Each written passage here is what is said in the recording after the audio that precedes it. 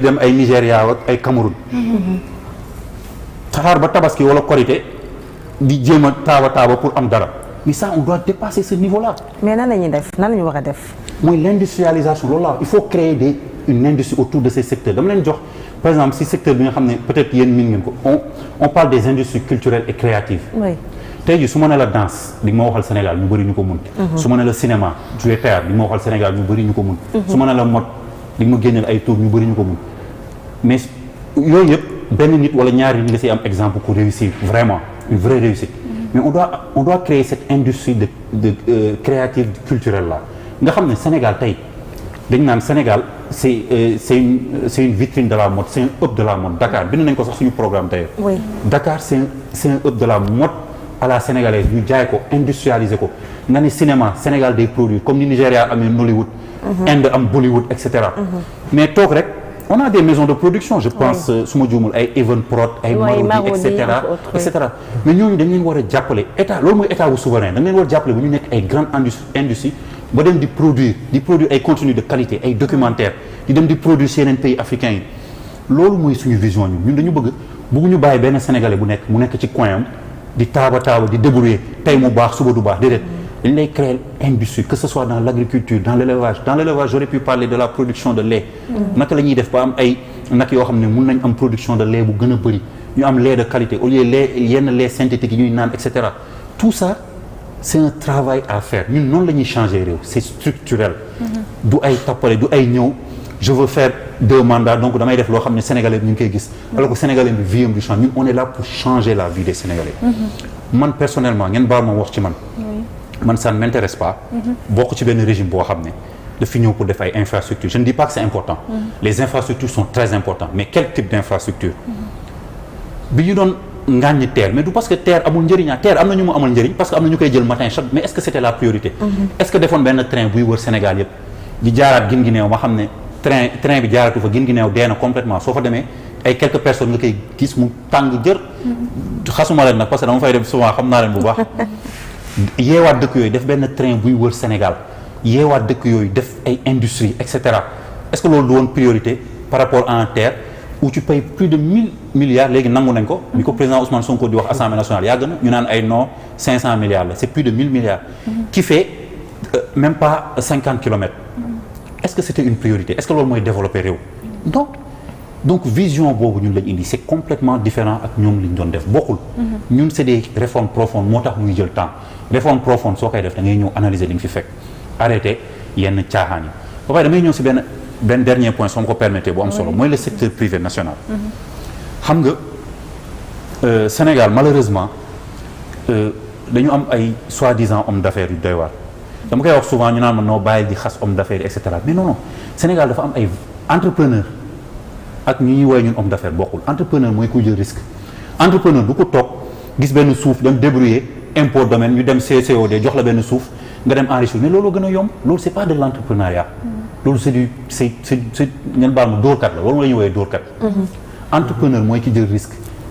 am benn épargne am gis benn lu mu mun a créer dem jël risque employé ay nit commencer fay impôt entreprise am di màgg mu dem def ay prêt ay banque ba màgg ba Sénégal yëpp xam ko ñu ne kii de def na ni loolu mooy entrepreneur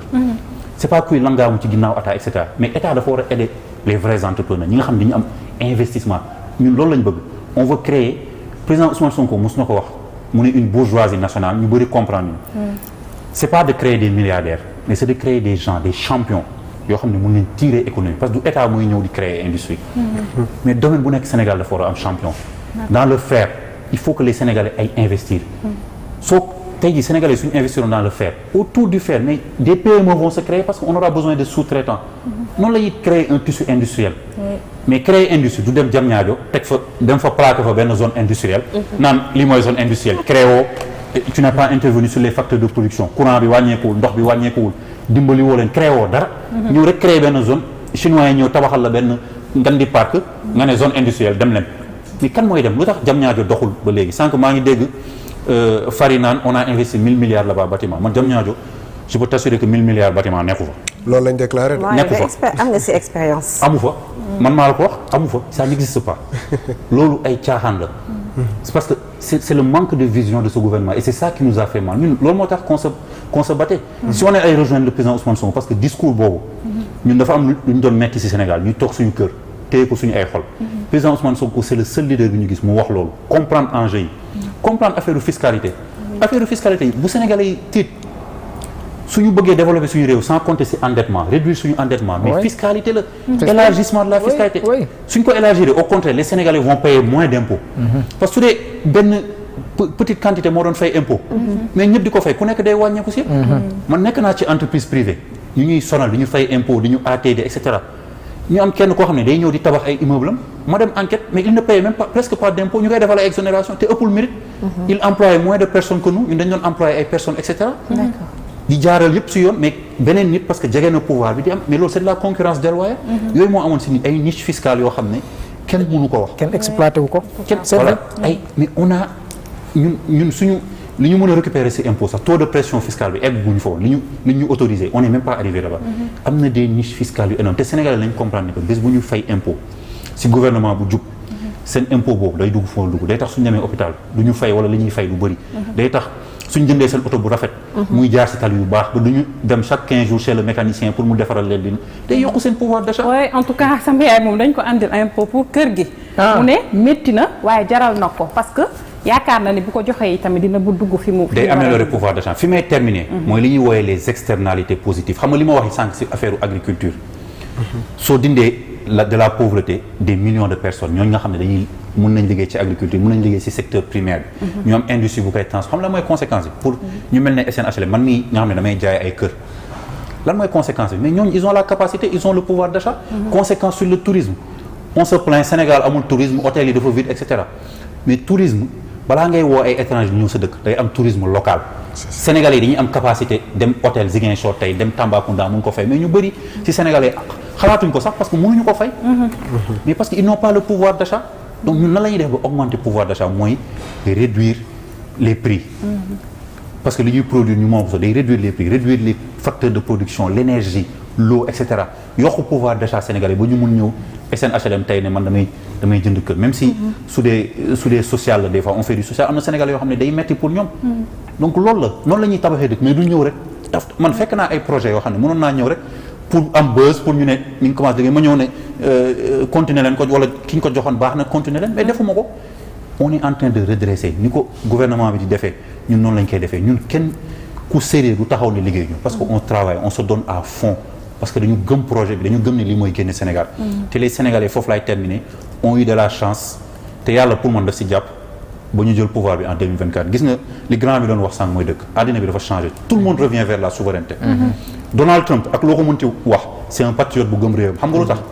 dafa comprendre enjeu yi comprendre ne que États-Unis fu mu toll nii am na yeneen soxla États-Unis il y a 50 millions de personnes qui vivent dans la rue ay SDF soo demee San Francisco une des villes pourtant les plus riches fa la ñiy defar Apple ak Microsoft ñoom ñëpp fa lañ dëkk il y a des gens qui gagnent $3000 par mois si mbedd bi la ñuy fanaan nag prix du loyer bi mu chéré il a ces problèmes là nga bëgg muy ñëw USAID yooyu yëpp ñi nga gis Sénégal société civile ñuy yëngu di bëri wax mais c'est parce que financement yi moo commencé asséché wu Donald Trump dafa gis ne que ay USAID au lieu ñu yem si li ñu leen santoon aider le développement dañ doon financer ay lobby di financer pour déstabiliser ay tëkk li may wax ni du ay théorie de complot CIA ñëpp fa la doon jaar pour déstabiliser ay réew yi nga xam ne nekk ñu woon si seen kii noonu la ko France di defee ci ay organisation ONG et cetera état du Sénégal moo waratul nangu n'importe quelle ONG di fi dugg nan day financer quoi que ce soit loolu c'est il y va de notre honneur waruñu sax nangu ay ONG ñëw di naan dañuy financer suñu ay xale suñu ay taalibe wala suñu ay xale yu nekk école loolu waruñu ko nangu ñun ñoo ko war a defal suñu bopp mais pour def loolu on a besoin de souveraineté on a besoin de moom suñu koom on a besoin de tout ça on a besoin de moins dépendre vers l'extérieur mais vous avez aussi misé sur le capital humain aussi loolu lan ngeen ci jublu donte ñu ngi si doon wax depuis lors depuis bi ñu waxee vision 2050 bi aussi mais ci réforme yi nga wax ak changement bi nga xam ne moom nga bëgg Sénégal moom la ñu bëgg Sénégal jëm ci loolu dafa am benn pàcc bu am solo boo xamante ne aussi jox ngeen ko parce que c'est absolument vrai xam nga capital humain même Macky Sall waxoon na ko ci PSE bi mais du wax bi rek moo am solo nan nga koy utiliser xam nga Sénégal dañ naan am na pétrole am na gaz am na zircon or marbre am nañ richesse yëpp mais la première richesse du Sénégal du yooyu yëpp suñu première richesse mooy suñu peuple la jeunesse 70% du peuple moins de 35 ans loolu lan lay tekki il y a deux choses su fekkee da nga am gouvernement buy liggéey bu leen jël en compte dans ses politiques publiques c'est une force extraordinaire. C'est-à-dire que c'est la main d'œuvre te su may wax main d'œuvre waxuma ko de manière péjorative de manière très positive mooy nit yoo xam ne mun nga leen former ñu am ay talent ay skills mun nga leen former ñu maîtriser manufacture industrie li ñuy liggéey parce que ils sont jeunes ils se projettent vers l'avenir. Donc tu as cette capacité là mun nga leen utal liggéey mun nga leen former et cetera su dee nag defoo loolu ça devient une bombe sociale parce que chômage bi ça crée des problèmes d'insécurité ñenn ñi dañuy choisir yenn chemin yi yoo xam ne baaxul et cetera tu as une jeunesse qui est là qui est oisif ñun dañ leen si génn la jeunesse a un contrat avec PASTEF te xam nañ ne lii nañ leen si génne donc c'est eux notre plus grand capital ñun ñooñu lañ bëgg ñu am liggéey ñi war a jàng ñi war a am liggéey ñun bëgguñu il faut que Sénégalais yi décomplexé wu tout le monde n'est pas obligé d'aller à l'université il faut qu'on arrête ces complexes là am ñoo xam ne du jàng mooy seen fort taxul ñu nulaar am koo xam ne mën nga ko teg classe il est intelligent mais mu teg sax du mës a comprendre mais manuellement mën nga ko jox ordinateur da ngay dem marché Alizé fii ñooñu dañoo mës a jàng mais soo leen tasalee sa iPhone bi nga tasal leen ko jox leen ko ñu defaraat ko loo xam ne sax xëy na ingénieur bi nekk alcool dina ci am problème ils te le font plus vite mais pourtant jànguñu mais pourquoi on n'utilise pas ces skills là ça c'est le capital humain du Sénégal mais on sous-estime les gens non soo demul université def 5 ans de droit philosophie xaw ma lan tekki woo dara ci dëkk bi soo solul cravate ñoo toog ca bureau tekki woo dara ci dëkk bi mais ça il faut sortir de ce paradigme là addina bi ñi koy defar ñi ko développé mooy ñi am ay skills ñi xam dañuy réfléchir di utiliser seen ay loxo waxuma ne que jàng baaxul man jàng naa am naa ay diplôme et cetera ku mu neex mun nga jàng mais du diplôme mooy déterminer nit li koy déterminer mooy li mu mun qu'est-ce que tu as fait américains yi soo demee si ñoom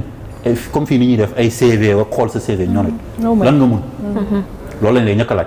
ñun nag dañu hérité tubaab yi ñun ay CV la fan nga jaar école bi nga est-ce que jaar nga pont et chaussée ay ENA ak yooyu alors que il faut que ñu jàngal nit ñu mun dara il faut trouver des solutions au problème lii mooy problème Sénégalais am na problème bi yow nan ngay def pour utal ko solution am naa problème mu téléphone am na ku ko mun defar na ko defar nga fay ko c'est ça foofu la ñu war a dem former les gens sur les loo xam ne économie Sénégal da ko soxla tey jii soo il faut être intelligent suñu état bi dafa def coopérative jëndal nit yi par exemple ay tracteurs ay machines mais dañu war a former ay Sénégalais nu ñuy réparer tracteur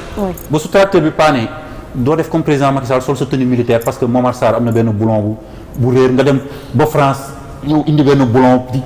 di def n'importe quoi c'était clownesque même loolu c'est une honte pour le Sénégal donc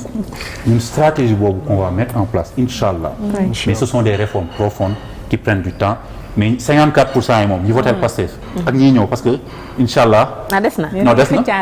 na jeunes yi amul carte d'identité xam nga ne bëri nañ plus de 1 million ñun ñu ngi siy liggéey pour ñu am d'ailleurs commencé na waaw te jeunes yooyu nee moom Pastef ñoo xamuñu sax yeneen parti ils connaissent même pas parce que ñoom Ousmane Sonko la ñu donc ñun ñu ngi visé 74% inchallah ñooñu moom ils ont compris les enjeux te xam nañ ne que Pastef ñu ngi liggéey macha allah. ñu ngi liggéey d'accord ci loolu sax je pense que mën nañu dugg ci beneen sujet bi rapidement ñeel détournement de deniers publics. Amadou Ba député Pastef je pense que am na benn proposition bu mu ciy wax ne est-ce que duñu xoolaat sax ni ñu ko tuddee deniers publics mais ñu tuddee ko deniers du peuple wala de la nation bu ko defee askan bi dinañ xam ne lii seen moomeel la sa alal la sama alal la lépp lañu boole tey dénk ko nguur. macha allah Amadou Ba moom c'est quelqu'un de très pertinent qu'on respecte beaucoup man dama gëm les symboles dafa am importance ci état mun nga def benn affaire nit yi ne amul njëriñ lii ay changement de mot la mais dafa am njëriñ. effectivement détournement du dernier qui appartient à la nation lan mooy dernier public peut-être am na ñoo xam ne xamuñu ko. waaw